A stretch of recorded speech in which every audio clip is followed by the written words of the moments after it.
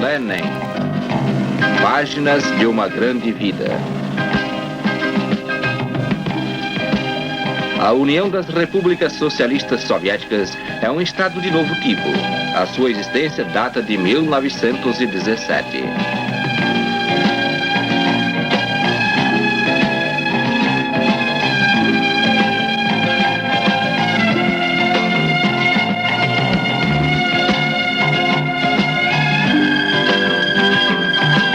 O país do socialismo triunfante.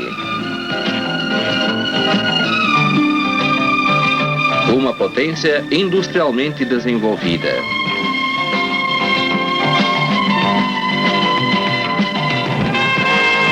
E o dono aqui é o homem do trabalho.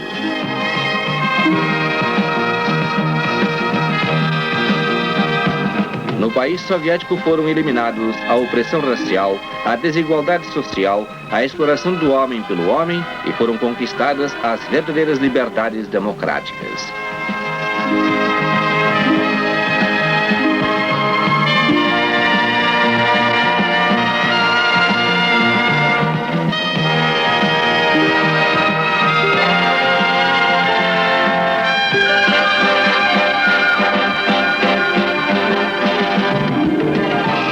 O objetivo do socialismo é o bem do homem, de todos os membros da sociedade em conjunto e de cada um em separado.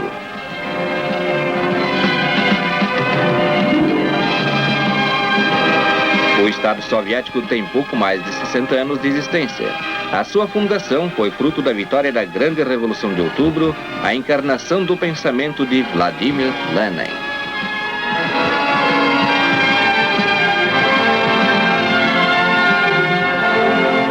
Lenin.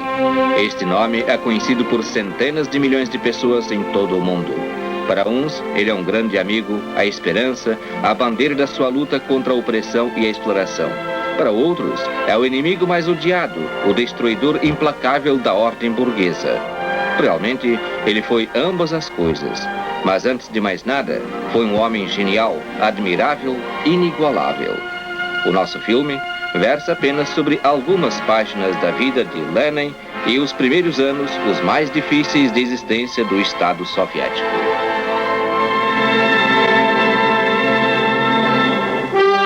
Capítulo 1. O proletariado necessita do poder estatal. Lenin. Outubro de 1917, Petrogrado. Sob a direção de Lenin, triunfa a Grande Revolução Socialista de Outubro. Pela primeira vez no mundo, o Partido Comunista torna-se o partido governante.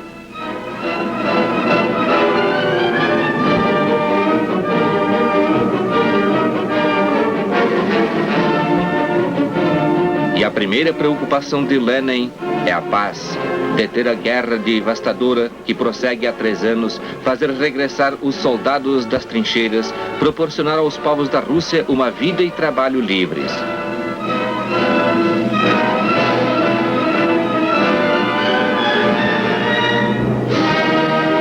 Formado o primeiro governo soviético, encabeçado por Lenin. Ele foi integrado por revolucionários profissionais, por comunistas. Nenhum deles dispunha de experiência de edificação estatal.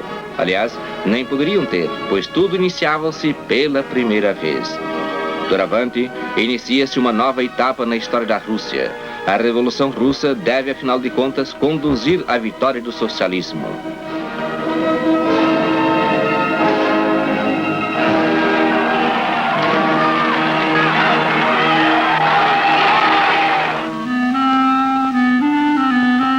A primeira revolução socialista no mundo ocorreu aqui, na Rússia, um país atrasado, fundamentalmente agrário.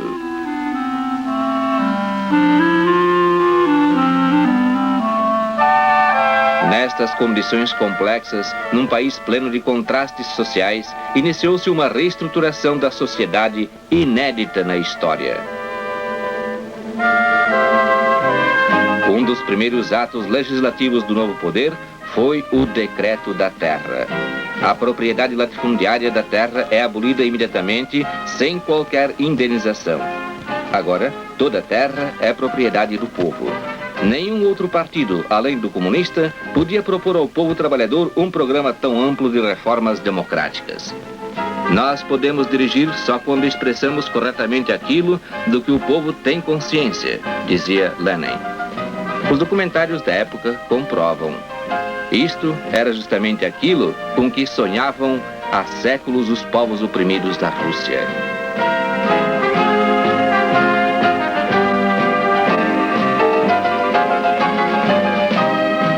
Durante a vida de Lenin, nos campos ainda não havia máquinas semelhantes. Mas prevendo genialmente o futuro, já em 1919, Lenin escreveu: se pudéssemos dar amanhã 100.000 tratores de primeira classe, o camponês médio diria: sou pelo comunismo.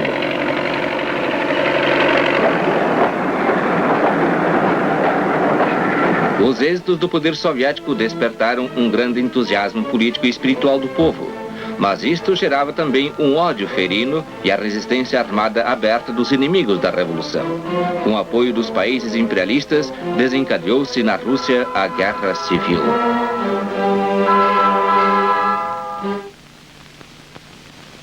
Ouvirão agora a voz de Lenin. Товарищи красноармейцы, капиталисты Англии, Америки, Франции ведут войну против России. Они помогают деньгами и военными припасами русским помещикам, которые ведут против советской власти войска из Сибири, с Дона, Северного... Lenin dirige-se aos combatentes que partem para a frente de guerra em defesa da Revolução. O Exército Vermelho, disse Lenin, é invencível, pois ele uniu milhões de camponeses trabalhadores aos operários, que aprenderam agora a lutar. Aprenderam a manter a disciplina de camaradas, não perdem o ânimo, temperam-se depois de pequenas derrotas e sempre avançam com maior audácia contra o inimigo, sabendo que está próxima a derrota total deste.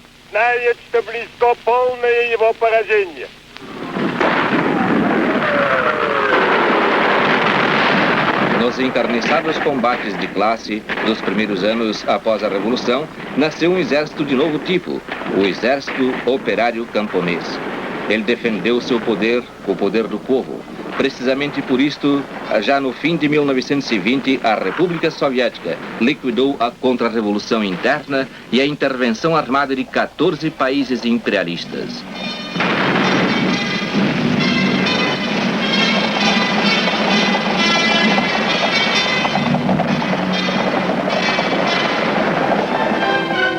Foi imensamente difícil edificar a nova vida.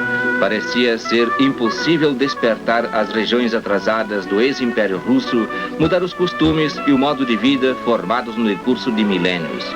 No entanto, a causa da revolução avançava. E o principal é que nascia o novo homem. Sendo dono do seu destino, dono do seu país, ele aprendeu a dirigir o Estado.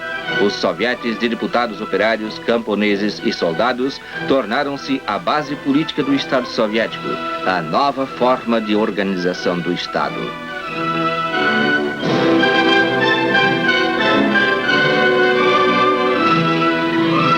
Por proposta de Lenin, o Congresso dos Sovietes adotou em 1918 a primeira Constituição Soviética. Ela tinha por base a Declaração dos Direitos do Povo Trabalhador e Explorado, escrita por Lenin.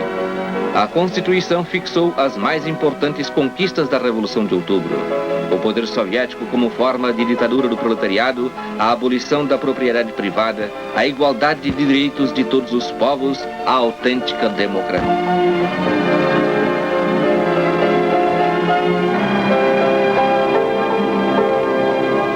Capítulo 2. O comunismo é o poder soviético mais a eletrificação de todo o país. Lenin. A situação interna do país era muito grave.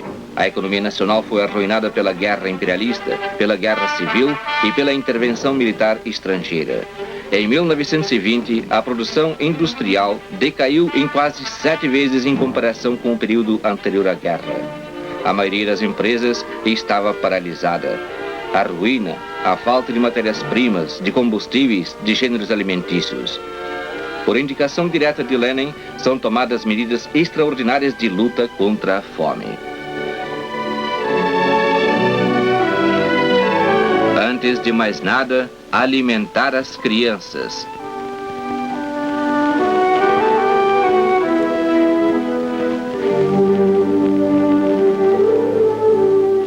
criados os destacamentos de abastecimento, cuja missão era assegurar fornecimento de cereais aos centros industriais.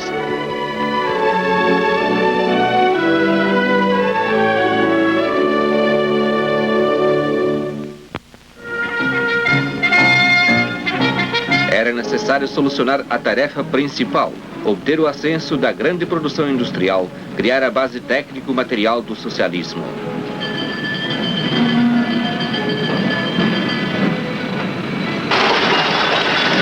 A grande indústria foi nacionalizada. Foi estabelecida a jornada de trabalho de 8 horas e o controle operário na produção. Todavia, isto foi pouco. O importante era a atitude do homem para com o trabalho.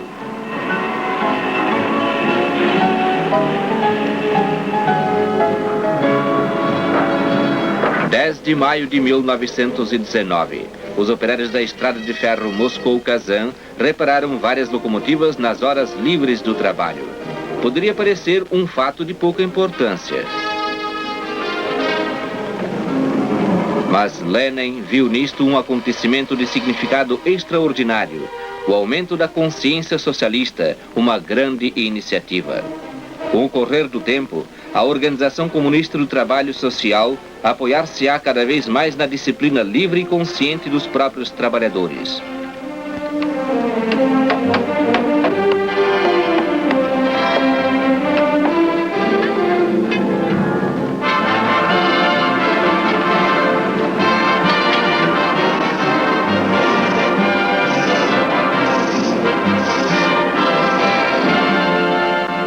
Os camponeses da aldeia Kashno, nas proximidades de Moscou, convidaram Lenin para sua festa, a inauguração da estação elétrica rural.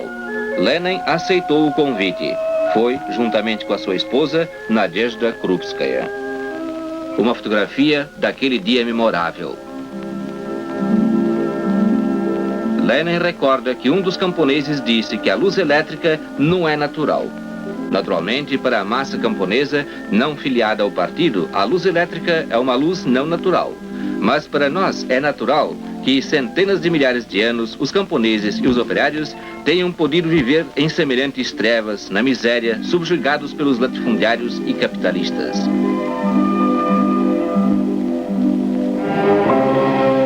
Lenin dedicou muita atenção à concretização da ideia da eletrificação total do país.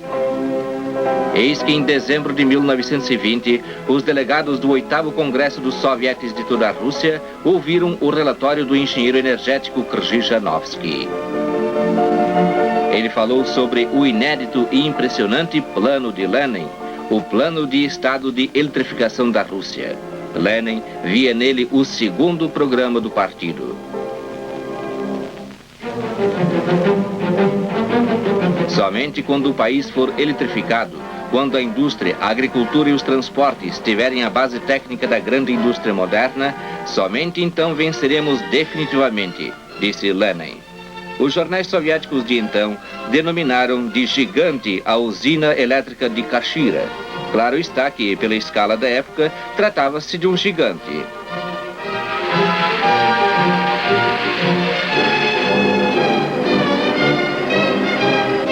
Todavia, logo depois de Kashira, passaram a ser construídas usinas elétricas maiores. O plano de eletrificação era para Lenin um plano complexo e multifacético. É necessário conseguir, escreveu ele, que cada estação elétrica se transforme num esteio de cultura. O socialismo abriu a possibilidade para o florescimento espiritual da personalidade, para a ampla difusão da cultura.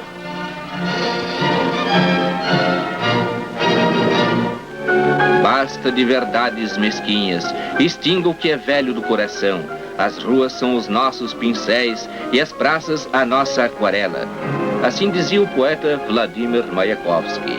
E realmente, a arte daqueles anos procurava ganhar as ruas, ser entendida por todos e por cada um, criar imagens claras e emocionantes.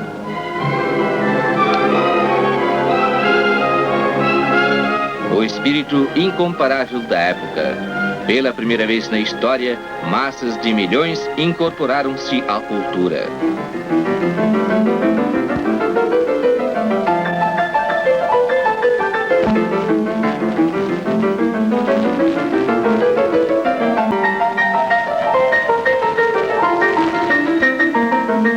primeiras peças revolucionárias surgem nos palcos dos teatros sindicais. A arte pertence ao povo. Esta frase alada de Lenin passa a ser um programa do desenvolvimento da cultura socialista. A nossa tarefa consiste, disse Lenin, em vencer toda a resistência dos capitalistas, não só militar e política, mas também ideológica, a mais profunda e a mais poderosa. Vladimir Lenin, na inauguração da placa memorial instalada em homenagem aos que tombaram pela paz e a amizade entre os povos, uma obra do escultor Konenkov.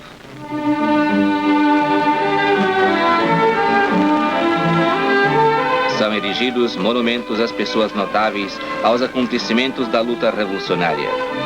Monumento ao revolucionário francês Robespierre. Sergei Yesenin declama versos na inauguração do monumento ao poeta Koltsov.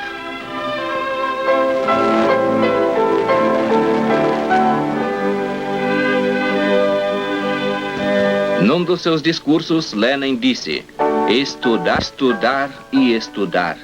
E todo o país passou a estudar. Foram inaugurados novos institutos e escolas noturnas para os operários. O país necessita de milhares e milhares de especialistas.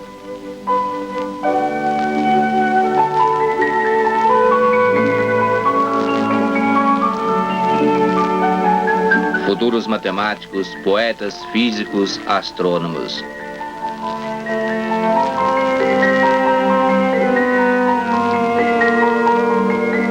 A grande ciência também ajuda o poder soviético. Acadêmico Bekhterev. O agroquímico acadêmico Pryanishnikov. O bioquímico acadêmico Bach. O famoso fisiólogo Pavlov. O fundador da era cósmica Tsiolkovsky.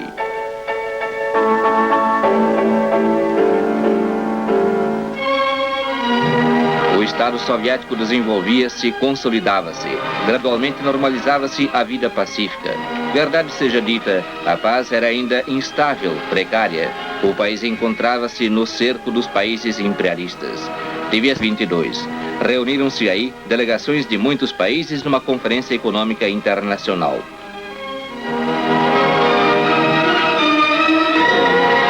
O chefe da delegação soviética, comissário do povo para os assuntos estrangeiros, Chicherin, apresentou um programa de Lenin. Chicherin disse: somos partidários do princípio da coexistência pacífica de países com diferentes regimes sociais. Somos pela não ingerência nos assuntos internos, pela colaboração e pelo desarmamento. A plataforma de paz de Lenin correspondia aos interesses de toda a humanidade.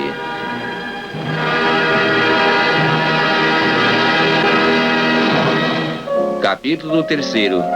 Lenin, entre todos os grandes homens da sua época, encarnava a genialidade da forma mais brilhante, Gorky. Às vezes parece ser inconcebível que um homem, mesmo o mais genial, pudesse realizar todo aquele gigantesco trabalho feito por Lenin.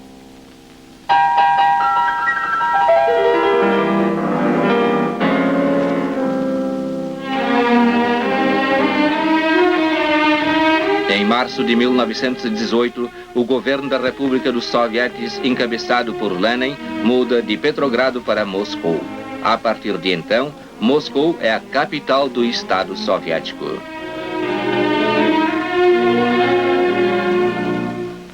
Os companheiros de luta de Lenin: Yakov Sverdlov, Mikhail Kalinin, Anatoly Lunacharsky.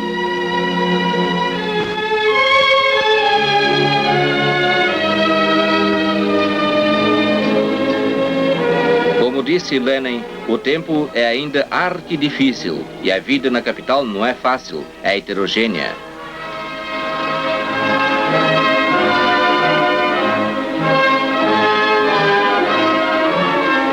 Chega à Rússia soviética o jornalista norte-americano Albert Rees Williams. Em breve, ele escreveria um livro dedicado a Lenin. E o autor do conhecido livro sobre a Revolução de Outubro, 10 Dias que Abalaram o Mundo, John Reed.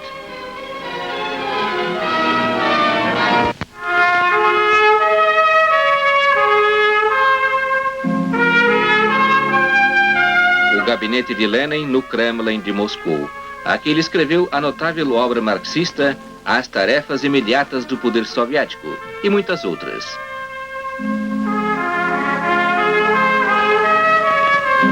Daqui, Lenin dirigiu o país e a atividade do governo.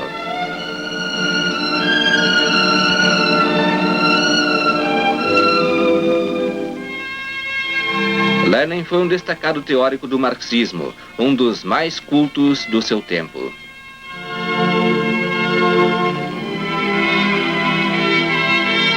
No seu gabinete estão reunidos milhares de livros nos mais diferentes idiomas. Depois da mudança para Moscou de Petrogrado, Lenin foi eleito membro do Comitê de Moscou do partido e deputado ao Soviet de Moscou. Apesar das suas imensas ocupações, ele cumpria com perseverança as suas obrigações de deputado e discursava frequentemente nos comícios dos operários. 30 de agosto de 1918, durante um comício na fábrica Michelson, foi perpetrado um atentado contra a vida de Lenin.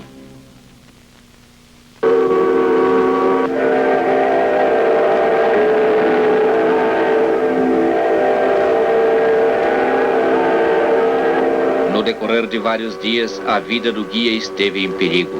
O governo recebeu milhares de cartas. Os operários queriam saber sobre o estado de saúde de Vladimir Lenin.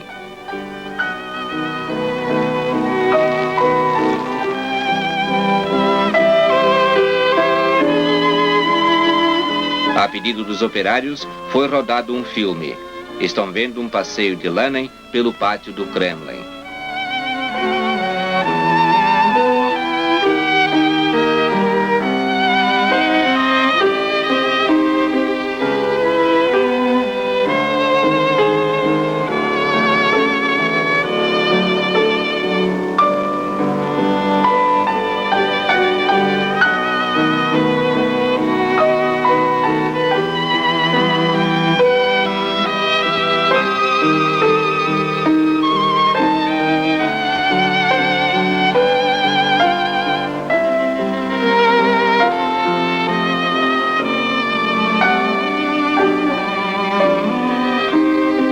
A convalescença e novamente o trabalho titânico cotidiano intercalado com pequenas pausas de repouso a instâncias dos médicos.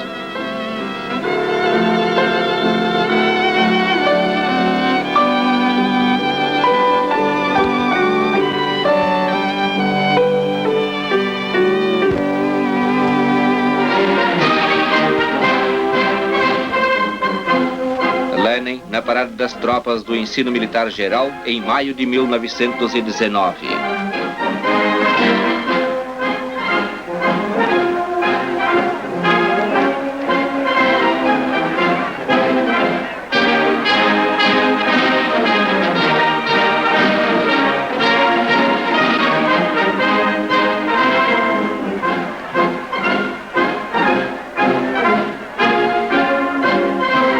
Lenin nos festejos do segundo aniversário da grande Revolução Socialista de Outubro.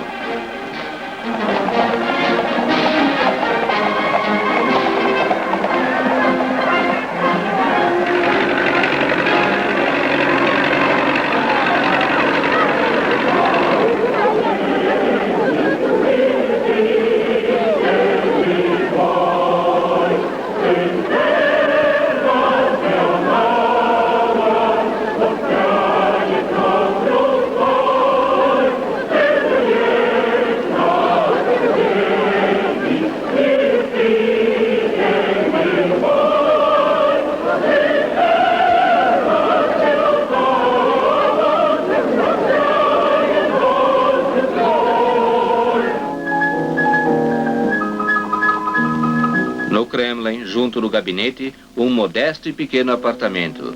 Aqui viveu Lenin.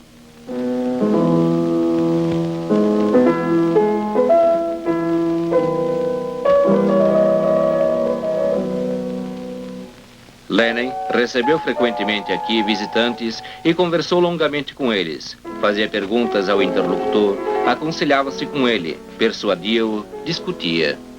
Lenin foi um orador insuperável. Tinha um dom raro da palavra. O operário de Petrogrado, Emelianov, recorda: estive em muitas reuniões, ouvi muitos oradores, bolcheviques e mencheviques e de outros partidos, mas um orador como Lenin nunca ouvi antes. As suas palavras uniam os homens e mostravam-lhes o caminho. Outro operário, Danilov, recorda: as palavras de Lenin arrebatavam e inflamavam. Desaparecia o temor e o cansaço.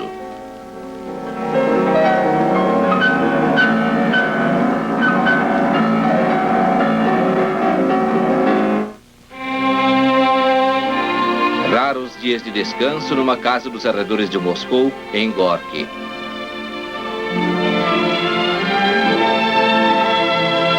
As poucas horas com os seus entes queridos, com a família.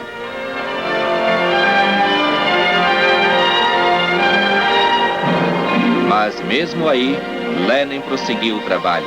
Vislumbrando o futuro, Lenin escreveu sobre o socialismo pleno, desenvolvido, como uma perspectiva do desenvolvimento internacional. Tratava-se de uma importante descoberta científica de Lenin no campo do marxismo.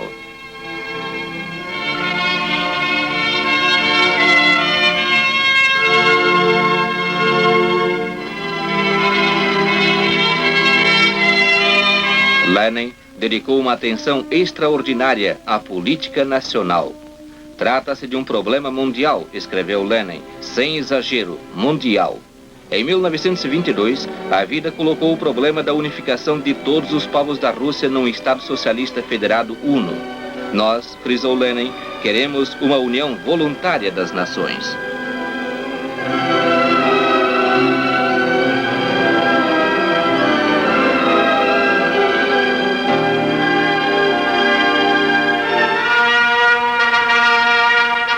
Em 1922, 30 de dezembro, foi inaugurado em Moscou o primeiro congresso dos sovietes de toda a União.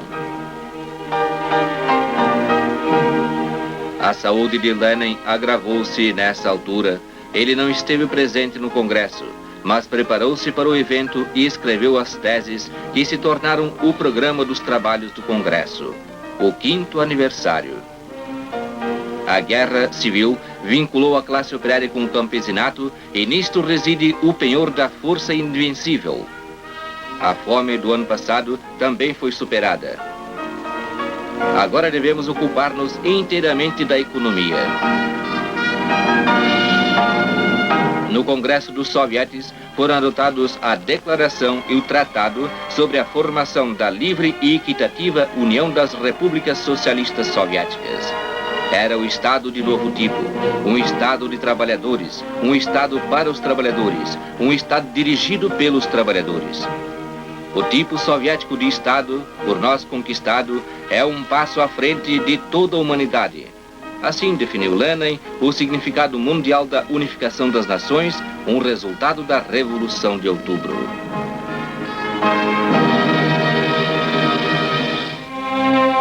O movimento socialista cria formas novas e superiores de convívio humano, quando as necessidades legítimas e as aspirações progressistas das massas trabalhadoras de todas as nacionalidades serão satisfeitas pela primeira vez na unidade internacional.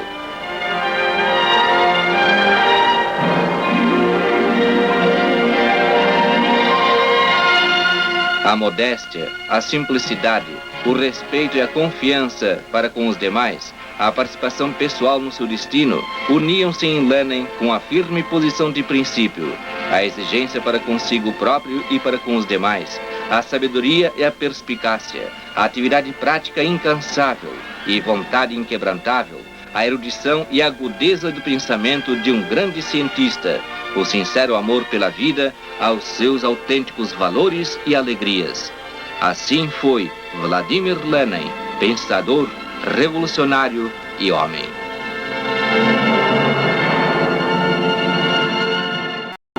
Roteiro de Sergei Drobachenko. Direção de Semiramida Pumpanskaya. Fotografia de Wolf Citron.